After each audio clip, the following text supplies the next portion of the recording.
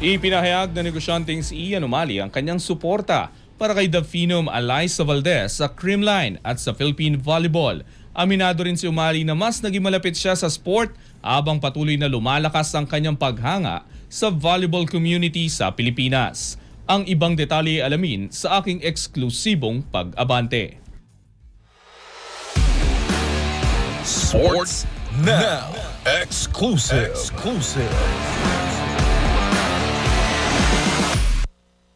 Ipinahayag na negosyanteng si Ian Tantoco Umali ang kanyang paghanga at suporta sa Philippine Volleyball lalo na kay The Phenom Alyssa Valdez.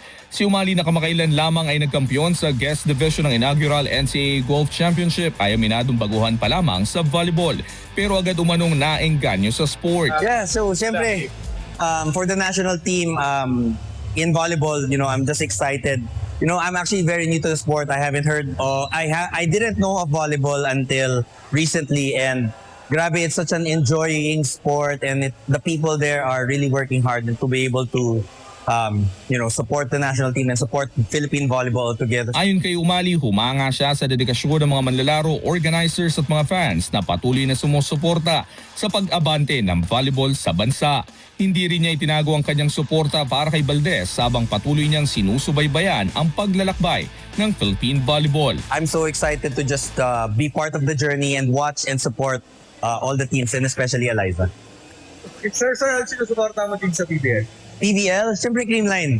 Siyempre kay Eliza, Michelle, Denise, all of them. I'm there to support Creamline. Patuloy kasing nagiging sentro ng atensyon ng ugnayan ni Umali at Valdez habang lumalakas din ang interes ng negosyante sa volleyball community. Samantala, muli ring ipinahayag ni Valdez na hindi siya napapagod na maglingkod para sa Alas Pilipinas Women's Team sa kabila ng mga pagbabago sa national team para sa nalalapit na 2026 AVC Women's Cup sa Candon. Inaasang mas malaki muli ang magiging responsibilidad ni Valdez bilang isa sa mga pinaka-veteranong manlalaro ng national team. Ako si Sus Valdez, Abante. Manatiling nakatutok sa Abante, sundan kami sa aming mga social media accounts at huwag kalimutang mag-subscribe sa aming YouTube channel, DWAR Abante Radio, para sa mga eksklusibong balita.